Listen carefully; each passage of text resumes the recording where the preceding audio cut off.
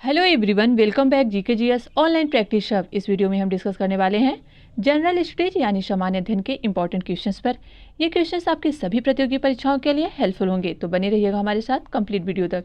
यदि वीडियो आपको पसंद आता है तो वीडियो को लाइक सब्सक्राइब फ्रेंडों में शेयर जरूर करें। ये सारे क्वेश्चन MCQ टाइप के हैं।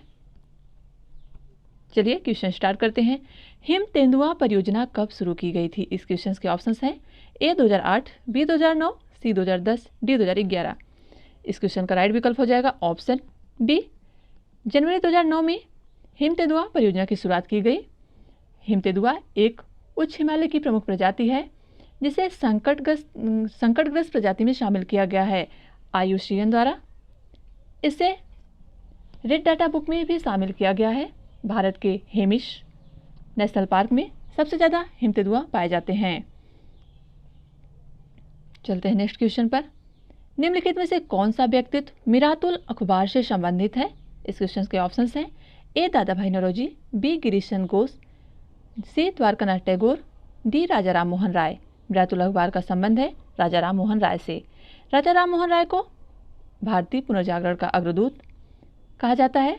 इन्होंने संवाद कौमुदनी और मीरातुल अखबार नामक पत्रिकाएं निकाली और इसके साथ ही साथ इन्होंने 1828 में ब्रह्म सभा की स्थापना की, जो बाद में ब्रह्म समाज में कन्वर्ट हो गया। और उन्होंने लॉर्ड विलियम बेंटिंग के साथ मिलकर 1829 में सती प्रथा को निषेध किया भारत से। चलते हैं नेक्स्ट क्वेश्चन पर। अगला क्वेश्चन है, माओलिंग राष्ट्रीय उद्यान निम्नलिखित में से किस राज्य में स्थित है? Options A Assam, B Arunachal Pradesh, C Mizoram, D Nagaland. Mouling राष्ट्रीय उद्यान, इस क्वेश्चन का राइट आंसर होगा ऑप्शन बी अरुणाचल प्रदेश में।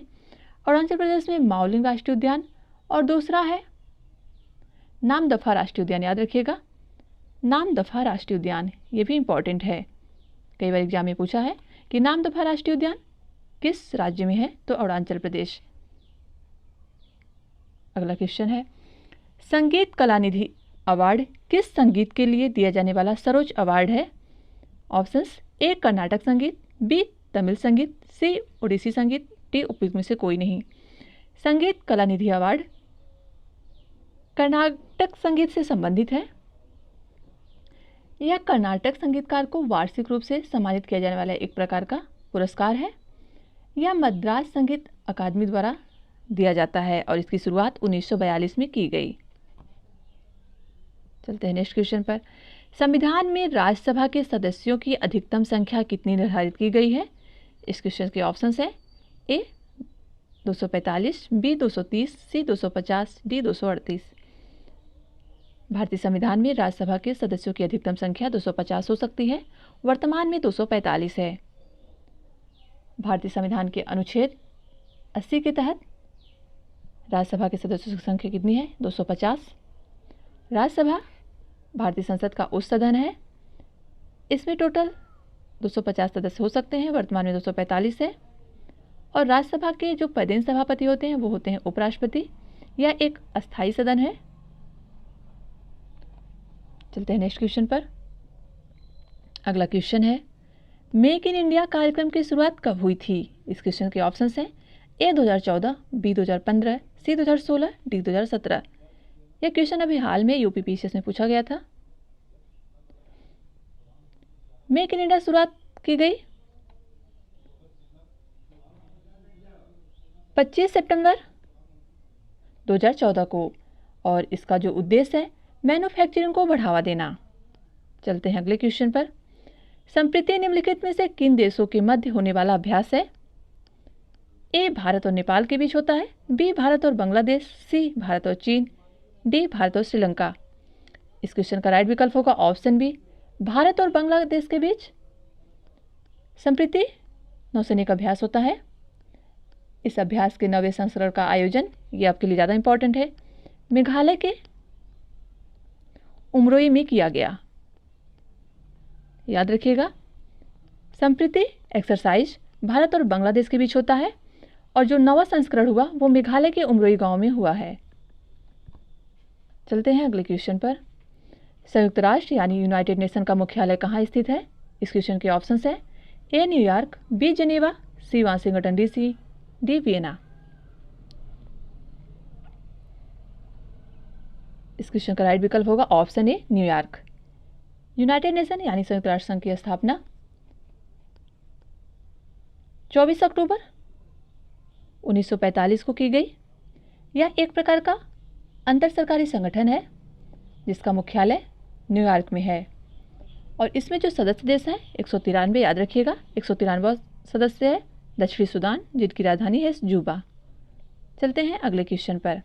गेहूं उत्पादन के मामले में भारत का विश्व में कौन सा स्थान है? ऑप्शंस ए पहला, बी दूसरा, सी तीसरा, डी चौथा। गेहूं उत्पादन के मामले में भारत का स्थान है वो दूसरा है। फर्स्ट पे चीन है, दूसरे पे भारत है और थर्ड पे है रूस। याद रखिएगा, गेहूं उत्पादन में प्रथम चीन, दूसरे पे भारत, तीसरे पे रूस। यदि हम राज्यों की बात करें तो भारत में सर्वाधिक गेहूं का उत्पादन उत्तर प्रदेश में होता है। सेकंड पे आ जाएगा पंजाब और थर्ड पे हरियाणा। याद रखिएगा, आपके लिए इंपॉर्टेंट है। गेहूं उत्पादन में विश्व में फर्स्ट पे चीन, सेकंड पे भारत और थर्ड पे रूस। और अगर भारत में हम राज्यों की बात देखें तो उत्तर प्रदेश प्रथम स्थान पे है, इसके बाद है पंजाब, फिर हरियाणा। चलते हैं नेक्स्ट क्वेश्चन पर। निम्नलिखित में से किसके द्वारा वर्तमान काशी विश्वनाथ मंदिर का निर्माण करवाया गया था? Options A Rani Ahilyabai Holkar, B Vijayaraje Scindia, C Begum Hazrat Mahal, D उपयुक्त में से कोई नहीं। इस क्वेश्चन का सही विकल्प होगा ऑप्शन ए, रानी अहिल्याबाई होलकर द्वारा वर्तमान काशी विश्वनाथ मंदिर का निर्माण करवाया गया था। याद रखिएगा। चलते हैं अगले क्वेश्चन पर। निम्नलिखित में से किस वर्ष अंतर्राष्ट्रीय श्रम संगठन संयुक्त राष्ट्र से संबंध विशिष्ट एजेंसी बना? इस क्वेश्चन के ऑप्शंस है ए 1919, बी 1945, सी 1946, डी 1948।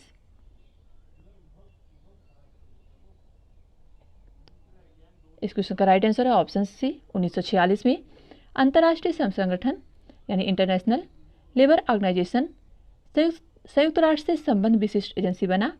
अंतर्राष्ट्रीय श्रम संगठन की स्थापना 1919 में वर्साय संधि के उपरांत की गई थी और इसका जो मुख्यालय है वो है जनेवा। ये आपके लिए इंपॉर्टेंट है। जनेवा में ILO का मुख्यालय है। इसकी स्थापना 1919 वर्साय संधि के फलस्वरूप हुई थी और इससे 1946 में संयुक्त राष्ट्र से संबद्ध एक विशिष्ट एजेंसी बना दिया गया। चलते हैं नेक्स्ट क्वेश्चन पर। अगला क्वेश्चन है जो कि बहुत ही इंपॉर्टेंट है। केंद्रीय लोक निर्माण विभाग यानी PWD की स्थापना किस गवर्नर जनरल के कार्यकाल में हुई थी? ऑप्शन है A lord Dalhousie, B lord Wellesley, C lord Cornwallis, D lord William Bentinck. इस क्वेश्चन का राइट विकल्प होगा option A lord Dalhousie.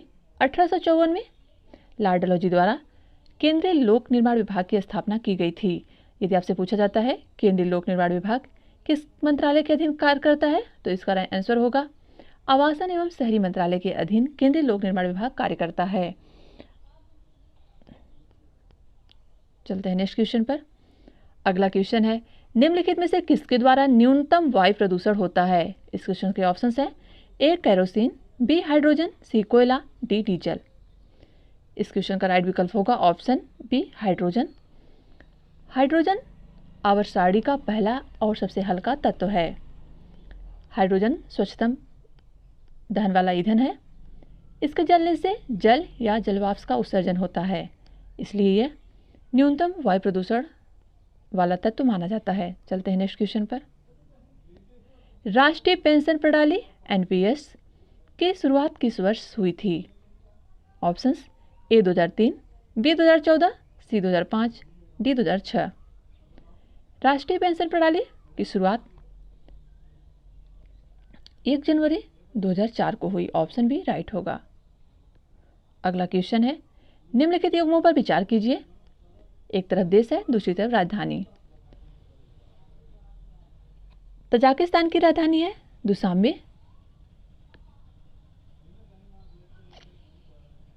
Kyrgyzstan की राजधानी है बिश्केक और तुर्कमेनिस्तान की राजधानी है अश्वागात।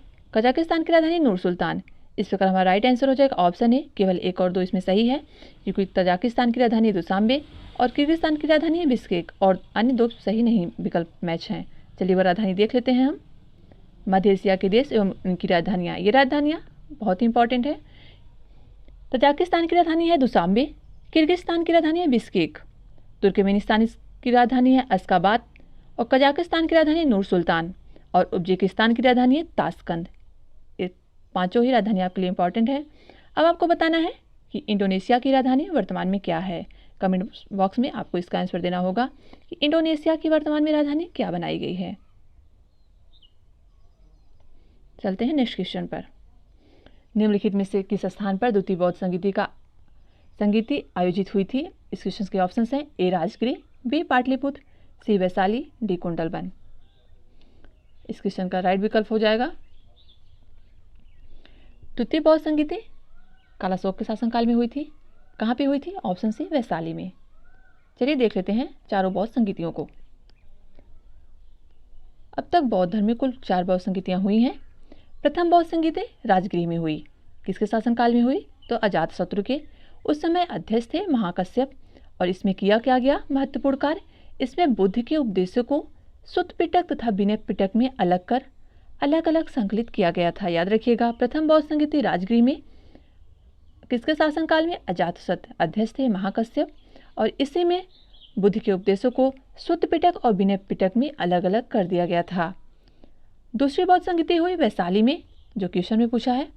कहाँ पे हुई थी? वैशाली में। किसके शासनकाल में? तो कालाशोक, जो कि शुंग वंश के शासक थे। वहाँ उस समय अध्यक्ष थे साबाकमीर या साबाकामी। और इस समय क्या हुआ? इस समय बौद्ध भिक्षुओं में मतभेद हो गया था। बौद्ध संघ स्थविर और महासंघिक में विभाजित हो गया। याद रखिएगा, दूसरी बौद्ध संगीति में बौद्ध संघ स्थविर महासंघिक में विभाजित हो गया। तृतीय बौद्ध संगीति की बात करें तो पाटलिपुत्र में आयोजित हुई थी अशोक के शासनकाल में। इस समय अध्यक्ष थे मोगलीपुत्र 30 और इस समय तीसरा पिटक अभिधम पिटक जोड़ा गया। पहले 2 पिटक सुत्त पिटक और विनय पिटक पहली बौद्ध संगीति में जोड़े गए और तीसरा पिटक तीसरी बौद्ध संगीति में जोड़ा गया। और चतुर्थ बौद्ध संगीति कश्मीर के कुंडलवन में हुई। ये लास्ट बौद्ध संगीति थी।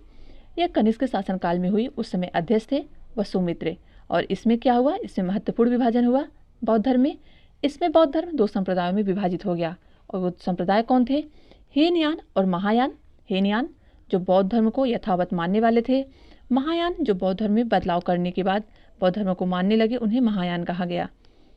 उम्मीद है आपको बौद्ध संगीतियाँ समझ में आई होंगी। चलते हैं अगले क्वेश्चन पर। विश्व खाद्य कार्यक्रम यानी वर्ल्ड फूड प्रोग्राम का मुख्यालय कहाँ स्थित है? इस क्वेश्चन के ऑप्शंस हैं A Rome, B Geneva, C New York, D London. विश्व खाद्य कार्यक्रम की स्थापना 1961 में की गई थी। इसका मुख्यालय है रोम। और इसके लिए इस क्वेश्चन से इम्पॉर्टेंट एक आपको क्वेश्चन बताते हैं फैक्ट्स। 2020 में नोबेल शांति का जो नोबेल पुरस्कार था वो विश्व खाद्य कार्यक्रम को दिया गया था। याद रखिएगा, 2020 का नोबेल पुरस्कार वर्ल्ड फूड प्रोग्राम को प्रदान किया गया। ये कभी भी क्वेश्चन में पूछ सकता है एग्जाम में आपको। ये था हमारा लास्ट का क्वेश्चन। क्वेश्चन आपको कैसे लगे कमेंट बॉक्स में लिखकर जरूर बताएं। वीडियो देखने के लिए आपका धन्यवाद।